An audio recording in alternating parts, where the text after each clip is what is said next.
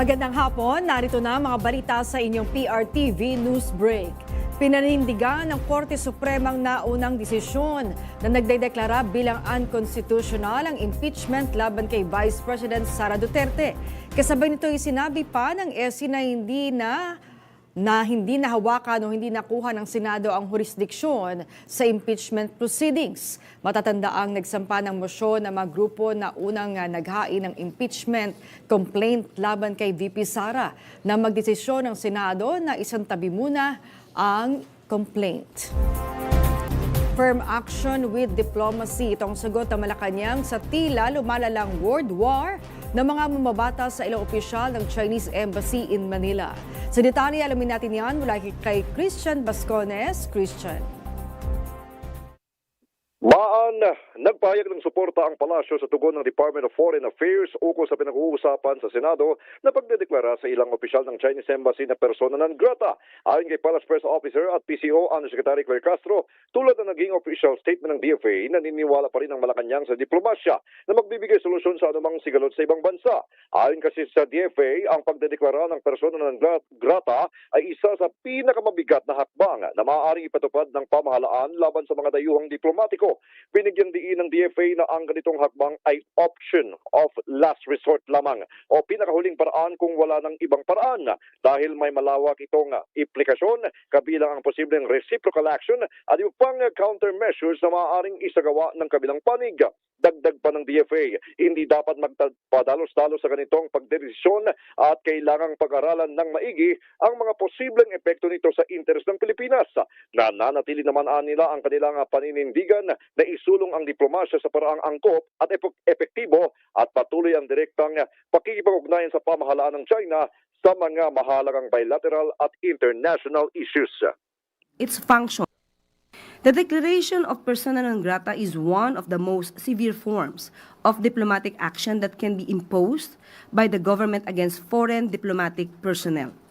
While it is within the remit of the DFA, such an action is an option of last resort, second only to downgrading of relations, when diplomatic relations with a certain country has seriously fractured that no intervening remedy can stabilize the interaction and engagement.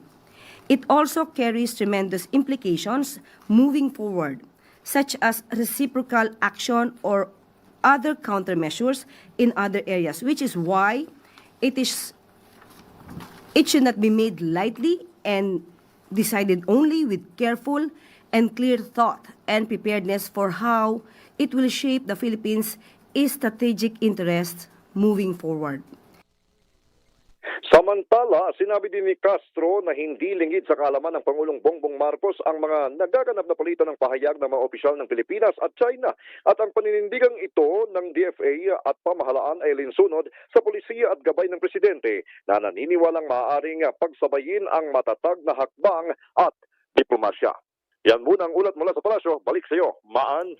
Maraming salamat sa iyo, Christian Bascones. Samantala, naniniwala si Bicol Saro Party List Representative Terry Ridon na posibleng maituring bilang disorderly conduct ang mga aksyon ni Cavite Representative Kiko Barzaga. Sa panayam sa Arangkada Balita, sinabi ni Ridon na marami na umano ang nagagalit o maraming miyembro na ng Kongreso ang nakapansin na naabot na ni Barzaga ang mataas na antas ng pagkainis sa kongresista kung kaya't malaki ang posibilidad ng pagpapatalsik sa kanya. Samantala, sinabi din ni Ridon na isang pagyurak sa kulturang Pilipino ang ginawang pahayag ni Barzaga sa namayapang kongresista na si Antipolo Congressman Romeo Acop.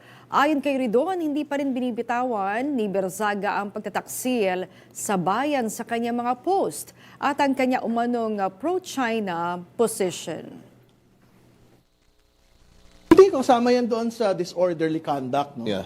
At yung iba pa hong mga mabibigat na batayan para ho magtanggal ho ng miyembro po ng Kongreso. So, I think many House members have already understood and saw na I think he has reached that point na it is not just about furthering the suspension but actually considering his expulsion. Hindi madadamay ang Senate staff ni Senador Bato de la Rosa sakaling suspindihin ang sweldo sa mambabatas. Ito ang nilinaw ni Senador Ping Lacson nang tanungin sa DZMM Radio Patrol sa Istrenta kung madadamay ang staff ng senador kapag hindi pinasweldo si Senador Bato de la Rosa. Sakaling matuloy ang ethics complaint laban sa mambabatas at itigil ang kanyang sweldo. Paliwanag ni Senator Lacson, hindi naman kasama dito yung mga staff ng senador. Dagdag pa ni Lacson na sa ngayon ay patuloy namang nagpa-function ang opisina ng senador kahit patuloy ang pag-absent ni Senador de la Rosa. Tuloy naman nagpa-function yung kanyang opisina. Okay. And in case it comes to that, na halimbawang magkaroon ng desisyon sa plenary based on the recommendation na wag paswelduhin, malamang sa hindi namin dadama yung kanyang mga staff. Hindi natitinag ang Office of the Ombudsman laban sa tinatawag nilang dilatory tactics ni dating Ako Bicol Party List Representative Zaldico. Ayon kay Assistant Ombudsman Nico Clavano, malinaw na bahagi ito ng legal maneuverings para madelay ang kanyang prosekusyon sa 289 million pesos na substandard Oriental Mindoro Flood Control Project. Nauna nagsampa si Ko ng petisyon sa Supreme Court na nagnanais na ipatigil ang investigasyon ng Ombudsman dahil sa anyaya lack of merit. Pero ayon kay Clavano, hindi matitinag ang Office of the Ombudsman sa mga hakbang ni Ko at magpapatuloy sila sa investigasyon at prosekusyon. At yan ang mga balitang nakalap ng inyong PRTV News Break. Live kami sa Free to Air, Beam Channel 31, Signa Channel 31 at sa YouTube.